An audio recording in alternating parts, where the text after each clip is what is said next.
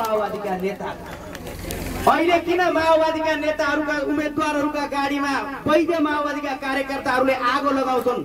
तपाईले प्रश्न बुझ्न जरुरी छ। तिनै लडाकुहरूको खोसिएको चेकले आज प्रचण्ड हेलिकप्टर चढेर देश दौडा गर्दैछन्। त्यसको विरुद्धमा माओवादीकै पहिले लडेका लडाकुहरू अहिले संघर्षमा उत्रिरहेका छन्।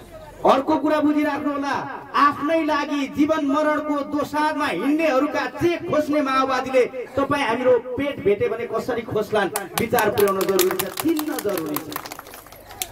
हामीले सामन्तवादका विरुद्धमा लडाईँ गरियो। ६२-६३ को आन्दोलनमा एउटा परिवारको कब्जाबाट देशलाई मुक्त गर्नुपर्छ भनेर हामीले लडाईँ गर्यौं, आन्दोलन गर्यौं, सामन्तवाद ढाल्यौं, राजतन्त्र ढाल्यौं। तर सबभन्दा ठूलो सामन्तवाद त अहिले माओवादी भित्र रहेछ। हाम्रो एमाले पार्टीमा एउटा परिवारबाट 2 जना उम्मेदवार नपराउने भनेर 2 नम्बर क्षेत्रमा पवित्र खरेल उम्मेदवार हुनुभयो। उहाँको श्रीमान नरेश खरेल पार्टीको पोलिट ब्युरो सदस्य हुँदाहुँदै पनि समानुपातिकमा पनि पर्नु भएन। तर माओवादीमा हेर्नुहुन्छ भने अध्यक्ष प्रचण्ड 2 ठाउँबाट उम्मेदवार, अध्यक्षकी श्रीमती सीता समानुपातिकको उम्मेदवार, अध्यक्षको बहिनी ज्वाइँ प्रत्यक्षको उम्मेदवार, अध्यक्षकी छोरी रेणु दाहाल काठमाडौँ क्षेत्र नम्बर 5 को उम्मेदवार, अध्यक्षको छोरो प्रचण्डकी तेस्री श्रीमती बीना मगर उता कञ्चनपुरको उम्मेदवार। एउटै घरभित्रबाट 6 जना उम्मेदवार छन् माओवादीका। तपाईले बुझ्न जरुरी छ, एउटै घरभित्रबाट 6 जना उम्मेदवार पर्न थालेपछि आम जनताको अवस्था कस्तो हुन्छ? धन्न धन्न गर्भमा भएका बच्चाहरू पनि उम्मेदवार भन्दैन। अर्का नेता बाबुराम भट्टराईको हेर्नुहुन्छ भने बाबुराम उम्मेदवार, हिसिला उम्मेदवार, सँगसँगै मन्त्री पनि हुने उहाँहरूको छोरी मनुषी भन्ने त्रिभुवन विश्वविद्यालयको सभापति, हिसिलाकी दिदी कयो देवी भन्ने रहेछन् लोकसेवा आयोगकी अध्यक्ष, अर्की तिमिला भन्ने रहेछन् ती चाहिँ काठमाडौँ खानेपानी आयोजनाकी अध्यक्ष। मलाई त के लाग्छ भने बाबुरामले यदि 2 वर्ष थप प्रधानमन्त्री चलाउन पाएका भए यो देशमा यमी थरका मान्छेहरू कोही पनि बेरोजगार हुने रहेनछ। तर जनताको अवस्था के रह्यो त्यो त माओवादीमै भिडेका लडाकुहरूले अहिले माओवादीका नेताहरूलाई जवाफ दिइरहेका छन्। तपाईहरुले बुझ्न जरुरी छ। यही 4 नम्बर क्षेत्रमा पनि माओवादीहरू सातो गएर अहिले एमाले हराउनलाई कांग्रेसलाई सहयोग गर्ने कि भन्ने हल्ला पनि चल्न थालेको सुन्दैछु। यो कुराले पुष्टि गरेको छ नेकपा एमाले विजयी भइसक्यो र माओवादी पराजित भइसक्यो। रह्यो कांग्रेससँगको लडाई। कांग्रेससँगको लडाईमा पनि माओवादीका टाउकेहरूले एकचोटि सहयोग गर्लान् कांग्रेसलाई। तर इमानदार कार्यकर्ता जो कम्युनिस्टको रगत बोकेर हुर्केका छन् तिनीहरूले रुखमा छाप हान्ने छैनन्। माओवादीका नेताहरूको गद्दारी स्वरूप फेरि उनीहरूले एमालेको सूर्य चिन्हमा मतदान गर्नेछन्। त्यही कारणले पनि नेकपा एमाले जित्नेछ। माओवादी र कांग्रेस मिले पनि एमाले जित्छ, नमिले पनि एमाले जित्छ। ढुक्क रहनु होला। कांग्रेस कस्तो उद्धव थापाले यहाँ निकै हल्ला चलाउनु भएको छ रे। यो बाढी पीडितबाट जोगिने हो भने हेमपाइप र तारजाली म दिन्छु, मलाई भोट हाल्नु भनिरहनु भएको छ।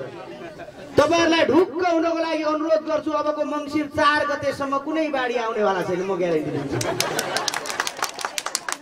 बाढी अब उद्धव थापाको मनमा आउनेवाला छ, उहाँको राजनीतिक करियरमा आउनेवाला छ। 4 गतेसम्म बाढी आउँदैन, ढुक्क रहनुहोस्। 4 गतेको चुनावपछि उद्धव थापा भन्दा प्रेम गिरी कमरेड निकै ठुलो नेता बन्नुहुनेछ। गाविसको अध्यक्ष हुँदा चाहिँ यत्रो विकास ल्याउने मान्छे सभासद हुँदा कति विकास ल्याउनुहुन्छ। उद्धव थापाको मुख हेर्नु पर्दैन। हेमपाइप र तारजालीको राजनीतिले उद्धव थापाले जित्नुहुने छैन। यहाँहरूले प्रेम गिरीलाई विश्वास गर्नुहुनेछ। यदि उद्धव थापालाई पनि माया गर्ने कोही हुनुहुन्छ छरछिमेकमा भने सम्झाइदिनु होला। कृपया उद्धव थापालाई माया गरेर भोट नहाल्नु होला भनेर सम्झाइदिनु होला। कांग्रेसको नेताहरूको समस्या के हुँदो रहेछ भने जति ठुलो नेता हो त्यति खतरा बढ्दै जाने। कुन बेला जेलमा पर्ला भ्रष्टाचारको काण्डमा भन्ने पीर हुँदो रहेछ।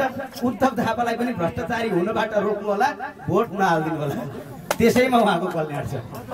कांग्रेसका एक दुईवटा उदाहरण हेर्नुहोस्। चिरञ्जीवी वाग्ले, पूर्णबहादुर थापा, खुमबहादुर खड्का, विजय कुमार कच्छेदार, यिनैलाई हेरेपछि थाहा हुन्छ कस्तो हुन्छ कांग्रेसको असली अनुहार। लाउडा एयर काण्डमा तारणी दत्त जेल गए, त्यो त गिरिजालाई बचाउने बहाना हो। लाउडा एयर काण्डमा तारणी दत्त जेल गए, त्यो गिरिजालाई बचाउने बहाना हो। खास भन्ने हो भने त कांग्रेस भ्रष्टाचारी उत्पादन गर्ने कारखाना हो। त्यसैले यसपटक यो क्षेत्रमा पनि कांग्रेसलाई हराउनु पर्छ। भ्रष्टाचारी उत्पादन गर्ने कारखानामा ताला लगाउनु पर्छ। नेकपा एमालेको जित सुनिश्चित छ, यहाँहरूले जिताउनु हुनेछ। म अर्को एउटा पनि अनुरोध गर्छु, यो तीनटा पार्टीहरूलाई कुखुरासँग तुलना गर्नु। कुखुरासँग तीनटा पार्टी तुलना गर्दाखेरि माओवादी भने चाहिँ ब्रोइलर कुखुरा जस्तो हुँदो रहेछ। ब्रोइलर कुखुरा जस्तो सबै थोक अर्कैले खुवाउनु पर्ने, खाइरहनु पर्ने, चन्दा दिइरहनु पर्ने। आफू चाहिँ अँध्यारोमा बस्नुपर्छ, टुकी बालेर त्यो ब्रोइलर कुखुरालाई चाहिँ लगेर इन्भर्टर बालिदिनु पर्ने। माओवादी भने त्यस्तो, जनता भोकले छटपटिन्छ, उसलाई चाहिँ खाइरहनु पर्ने टाइपले। हलक्क वर्ष बढ्न चाहिँ जति बढे पनि नकाट्ने हो भने पनि 6 महिनामा आयु सिद्धिन्छ, आफै मर्छ। माओवादीको 6 महिना पुग्दैछ, यो मङ्सिर 4 पछि माओवादी जिउँदो रहने छैन, मतलब जित्ने छैन। तपाईँहरू ढुक्क रहनु होला, किनभने पहिले नि माओवादीले भनेको थियो नि, अरूलाई हेऱ्यो पटक पटक, हामीलाई हेर एकपटक भनेको थियो। एकपटक हेऱ्यो घाँटी घाँटी आइसक्यो, वाक्क हुन आँटेको छ, फेरि हेर्छु भन्नु भने त गाली गर्छ हुँदैन। अब तपाईँले भन्नुहोस्, सबैलाई हेरियो राम्रो, एमाले नै भेटियो, त्यही भएर यसपटक सूर्यमै भोट हाल्ने निदो गरियो। काङ्ग्रेसको एमाले कस्तो भन्दा एमाले चाहिँ लोकल कुखुरा जस्तो, बिस्तारो बढ्छ, आफै खनी खुसी खान्छ, अर्काले खुवाउनु पर्दैन। यहीँ पनि चुनावमा प्रचारमा हिँड्ने साथीहरू आफै पेट्रोल हालेर हिँडिरहेका छन् बाइकमा। केही साथीहरूले यहाँ माथि हिजो बेलुका यसो दारू पानी पनि खुवाएर भन्ने पनि सुनेको छु, त्यो एकछिनमा चर्चा गर्छु। एमाले भनेको लोकल कुखुरा जस्तो बिस्तारै बिस्तारै खनी खोसी आफै हुर्किन्छ, आफै बढ्छ, तर लामो उमेरसम्म बाँच्छ। सानातिना बढु आयो भने त लाठीले हालेर हुँदैन। काङ्ग्रेस चाहिँ के नि भन्नुहुन्छ होला, काङ्ग्रेस भनेको बर्ड फ्लू लागिसकेको कुरो हो। आफू त गयो गयो, अरूलाई पनि बर्ड फ्लू सार्छ। त्यसले गर्दा काङ्ग्रेससँग पनि सचेत रहनु होला, यो अनुरोध पनि छ। र यही दुर्गापुरमाथि पनि अलिकति खानपिन गराउने र पार्टी प्रवेश गराउने काम पनि गरे रे। फेरि हिजो बेलुका खानपिनको झ्वाकमा पार्टी प्रवेश पनि भइहालेका साथीहरू फेरि आज बिहानै म त होइन, मलाई जबरजस्ती पनि गरे, परिबन्धमा पारे, तर म एमाले नै हुँ भनेर अहिले बोल्न तयार हुनुहुन्छ। उहाँहरू र तपाईँहरूलाई पनि म आग्रह गर्छु, यो चुनावको बेलामा जसले खानपिन गराउँछ, एउटा साडी किनिदिन्छ, अलिकति ल्याएर 1 बोरा चामल फ्याँकिदिन्छ, तिनीहरूले तपाईँ हाम्रो लागि 500-600 लगानी गरेर करोडौँको भोट किन्न खोजिरहेका छन्। यो चाहिँ कस्तो रहेछ भने काठमाडौँमा एकैजनाले खसी काट्छ, एकजनाले सिङ्गल खसी काट्छ, हरियो घाँस यसो देखाउँछ, खसी यस्तो लम्क्याउँछ, त्यही बेला झ्याममा हिँडिदिन्छ। विचार पुर्याउनु होला, यो चुनावको बेलामा कसैले केही खुवाउँछ भने खसी काट्ने बेलामा हरियो घाँस देखाए जस्तो जनताको भावना र जनताको मनलाई काट्ने काम हो। कसैले खुवाउँछ नै भने मौका पर्दा खाइदिए हुन्छ। पापले कमाएको पैसा खाँदा पाप लाग्दैन, सूर्यमै छाप हान्नु होला, जसले जे खुवाउँछ खाइदिए पनि फरक पर्दैन। नेकपा एमाले विचार सिद्धान्त नीतिका साथमा अगाडि बढेको छ। मैले केही तुलनाहरू मात्रै राखेँ, यो भन्दा विशिष्ट ढङ्गबाट आफ्ना प्रतिबद्धताहरू गर्न सक्ने प्रतिबद्धताहरू कमरेड प्रेम गिरीले राख्नु नै हुनेछ।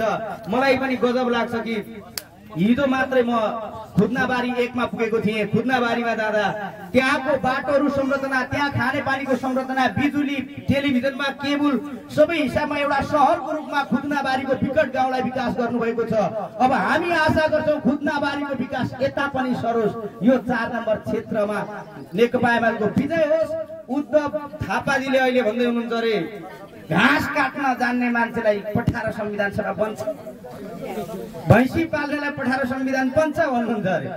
उहाँकै पार्टीका संस्थापक बीपी कोइरालाले एकचोटि भन्नुभएको रहेछ, मनमा कुनै दुविधा भए 1 मुठी माटो सम्झिनु, एउटा गरिबलाई हेर्नु र मनले जे भन्छ त्यही निर्णय गर्नु। बीपी कोइरालाले भन्नुभएको थियो, उद्धव थापालाई के थाहा, पढ्ने बेलामा गुन्डागर्दी गर्दै फुर्सद थिए। अहिले पनि तपाईको छेउछाउमा अरूलाई पनि भन्नु होला, काङ्ग्रेसको सबभन्दा ठुलो नेताले भन्नुभएको छ, 1 मुठी माटो लिने भनेको परिश्रम गर्ने, मेहनत गर्ने, हातलाई फोहोर बनाउने, छेउको अर्को गरिबलाई हेर्ने र निर्णय गर्ने।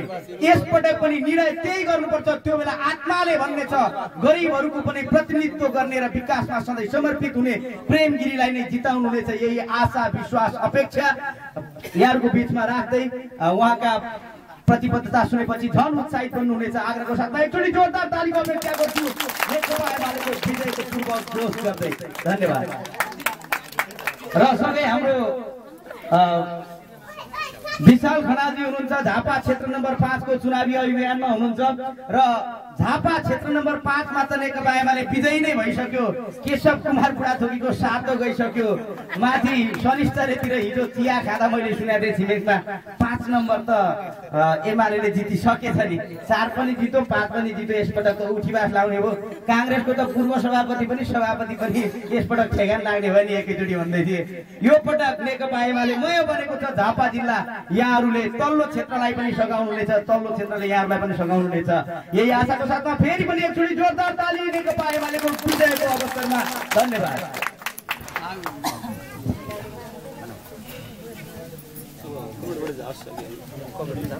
धन्यवाद हाम्रा आदरणीय अतिथि कलाकारहरू। हामी चुनावी अभियानलाई अगाडि बढाउँदै यहाँ हामी आइरहेका छौँ। यही